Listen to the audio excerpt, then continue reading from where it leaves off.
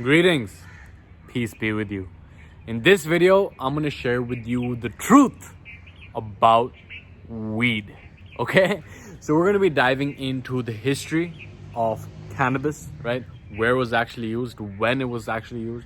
We're gonna be diving into why this is illegal or has been for a long time, and now it's been, becoming legal in more and more parts of the world. And then towards the end of this video, I'm gonna share with you the number one rule that you must follow in order to make sure that you are using this as a tool, if you do choose to do so, and not that you become used by the tool, right? Because it's only a tool until you're using it, but once you start abusing it, that's when you become the one who is being used. All right, so first and foremost, the history of cannabis. Okay, so there are some records that show hemp fibers being used more than 10,000 years ago. All right, there are other records. There are some archaeologists which theorize that hemp has been used for more than 25,000 years ago. Okay, there are also some theories that say that hemp was actually what led to the agricultural revolution. It was the first crop that was actually cultivated by humanity,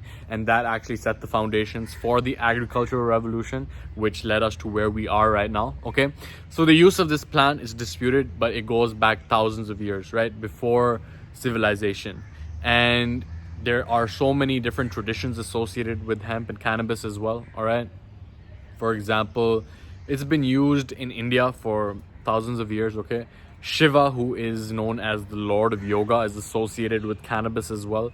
And this is why in the yoga circles there is a lot of use associated with cannabis as well, right? And if you have never used this medicine while practicing yoga, I can tell you from personal experience that it is a totally different experience. I just feel it way more. I get into the moment way more, and I forget about everything else that is going on in the backdrop and just getting into the moment right here, right now. Okay, so the question is that if something that has been so intimate with humanity since before civilization, and it's been there and it's been used, and why is it illegal then, right? Why has it been illegal then? Why has there been cast a negative light upon it, whereby so many people still to this day think that it's dangerous, or it should, it's a drug or whatever you want to call it, right? So when did this actually begin?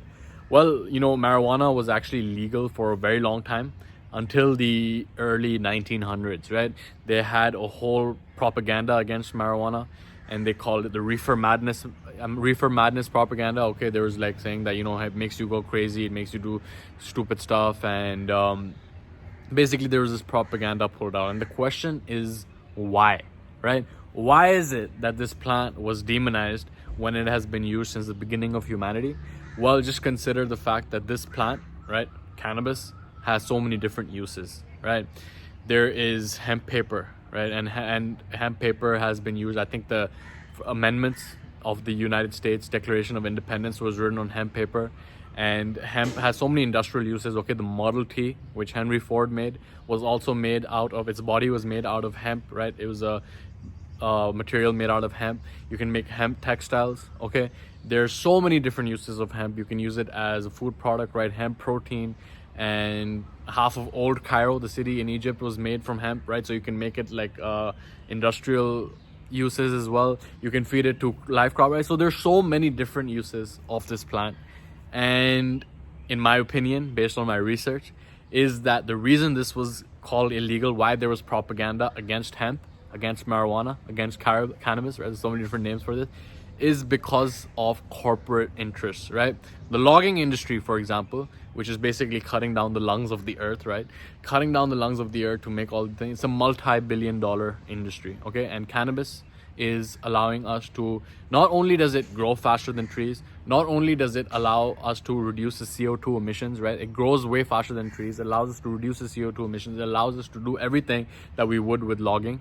But logging is a multi-billion-dollar industry, right? There are a bunch of other industries that are threatened by hemp as well. You can make textiles from it. You can make textiles that are as smooth as silk, as tough as denim. It's a very versatile material, right? There are so many different uses for it. And I think the biggest one, really, right, other than the fact that you can make so much from it, I think the number one is really the big pharmaceutical industry. Okay, think about this is a multi-billion-dollar industry, right? There is more than 50% of Americans are hooked on the opioids, right, on the pain meds. And lo and behold, this is also a medical use for marijuana, for cannabis, for THC, for weed, right?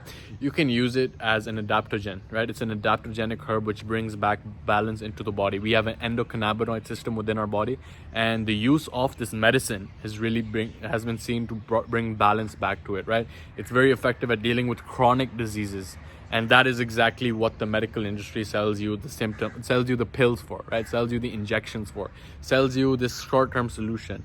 And in my opinion, once again, do your own research around this stuff. I'm not trying to spread fake news or anything like that, but in my opinion, the use and cultivation of this plant really threatens the multi-billion-dollar profits that are being generated by not only the logging industry, not only by the big pharma industry, but by a lot of other industries as well, right? So that is why we had this reefer madness propaganda pulled out in the 1900s, which really planted the seed of negativity around hemp, around marijuana, around cannabis in the minds of people.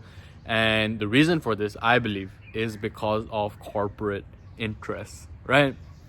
So it's just crazy how alcohol, which is totally normal, right? It's part of the culture, and that just lowers consciousness. It puts you to sleep, it puts your brain off, and I don't see any benefits other than it turning your brain off so that you feel more comfortable with yourself. It's like completely normal, and it lowers consciousness. And I don't think that this is a coincidence, right? I believe that there is a certain agenda behind this around why cannabis is illegal, because in my own experience, it definitely elevates awareness. It definitely wakes you up. It shakes the globe in your head, right? If there's so much going on, it like shakes the globe, and it's like, okay, what is actually true? It gets that mental clarity, and that is a personal benefit which I experienced. Right now, that brings us to the number one rule, okay? Because a lot of people are like, yo, should I use it? Should I not use it, right? At the end of the day, it comes down to whether you are using it or whether you are abusing it, okay?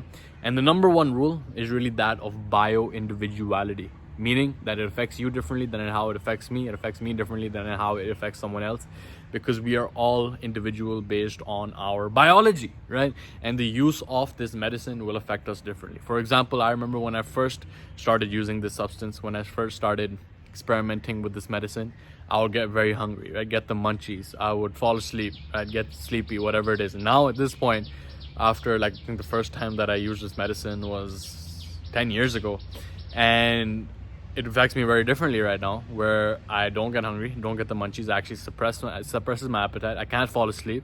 Right? That's part of the reason where I actually have limited my use, because if I use it too close to bedtime, I can't fall asleep, and sleeping is my number one health habit, okay?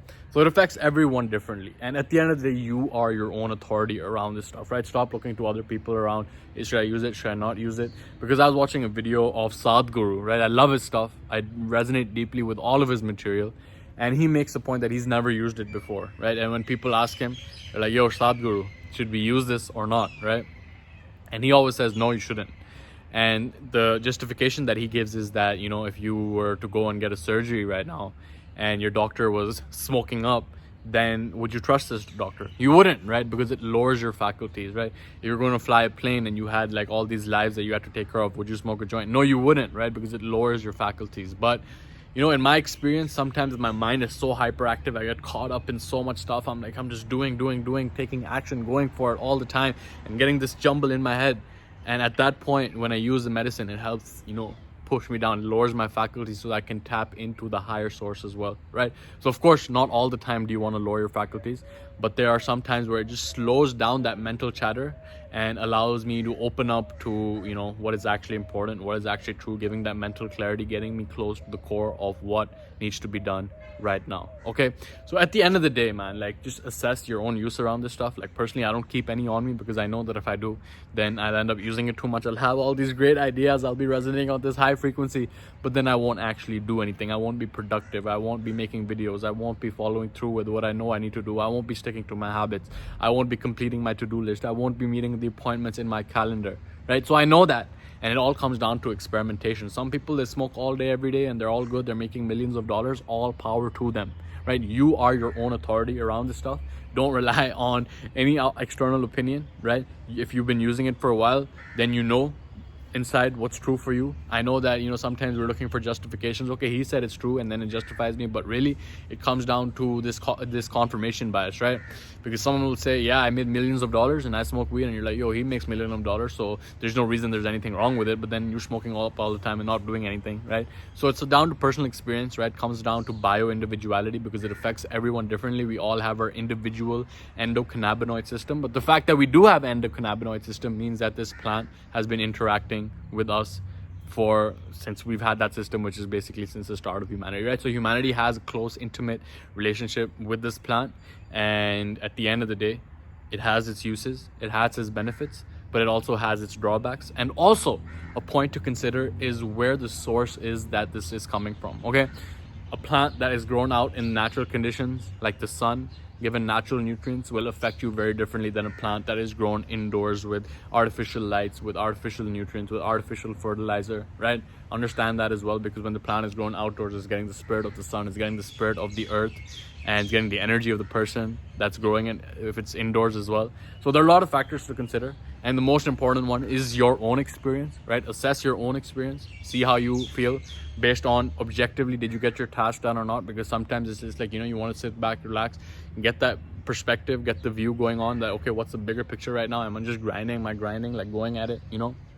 And there's a bunch of other videos that I can make on this, right? How it affects your testosterone levels, how it affects your sperm count. There's a lot of studies done on this as well. So leave a comment below if you want me to make more videos on this topic. But at the end of the day, you are your own authority, right? What I'm saying, what anyone else is saying, that is not as important for you as your own personal experience, okay? So with that, I conclude this video. I hope that you got value from it. And either way, you know, assess your own use and judge whether it is serving you or not, right? Because it serves you to a point, and beyond that point, you are serving it. You become the used, right? Rather than the using. So with that, I conclude this video. I hope you got value from it, and I will see you in the next.